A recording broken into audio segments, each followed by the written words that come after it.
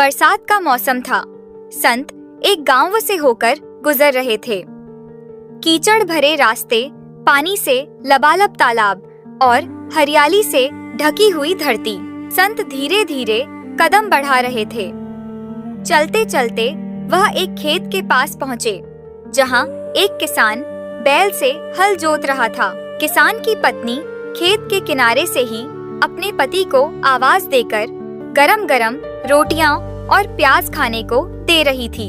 संत उस दृश्य को देखकर वहीं रुक गए। पेट में भूख का एहसास जागा, लेकिन उनके पास न तो धन था न कोई साधन।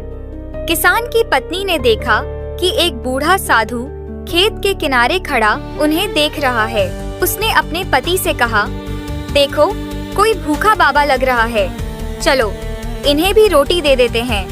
किसान ने खुशी से हाँ कर दी और अपने हाथ से एक थाली में 2 मोटी रोटियां, प्याज और मटके का पानी साधु को दिया। साधु ने श्रद्धा से भोजन ग्रहण किया, आशीर्वाद दिया और आगे बढ़ गए। कुछ ही दूर चलते हुए संत को एक बड़ा पीपल का पेड़ मिला। वह पेड़ के नीचे विश्राम करने लगे। तभी गांव के कुछ बच्चे खेलते खेलते आए और शोर करने लगे। अरे, यही वो बाबा हैं जिन्हें खाने के लिए भीख मांगनी पड़ती है। बच्चे हंसने लगे।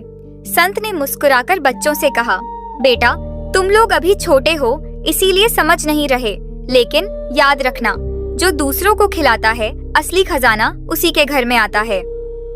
यह बात बच्चे तो मजाक में टाल गए, परंतु यह सब सुनते हुए एक बूढ़ा ग्रामीण खड़ा था। उसने बच्चों से कहा, यह कोई साधारण संत नहीं लगते, इनकी बात याद रखना। समय बीत गया। कुछ महीनों बाद वही किसान जिसके घर से साधु ने रोटी खाई थी, अपने खेत में हल चला रहा था। अचानक बैल के हल ने जमीन के अंदर कुछ सख्त चीज से टकराया। जब किसान ने खोदकर देखा तो एक बड़ा मटका निकला, जो प्राचीन सोने चांदी के सिक्कों से भरा हुआ था। गांव में यह खबर फैल गई। लोग कहने लगे, यह उस संत बाबा का आशीर्वाद है। बच्चे भी यह देखकर हैरान रह गए। किसान ने संत को ढूंढा और उनके चरणों में गिरकर बोला, बाबा, ये आपका दिया हुआ आशीर्वाद है। संत मुस्कुराए और बोले, नहीं बेटे, यह मेरे आशीर्वाद से नहीं, तुम्हारे अच्छे कर्मों का फल है। तुमने मुझे भूखे पेट रोटी खिलाई थी, वही रोटी परमात्मा ने सोने के रूप में तुम्हें लौटा दी। याद रखना, इंसान को कभी भूखे को खाली नहीं लौटाना चाहिए। इस कहानी का संदेश है, कभी किसी भूखे को मत ठुकराओ, क्योंकि उस भूखे में ही परमात्मा छिपा बैठा है।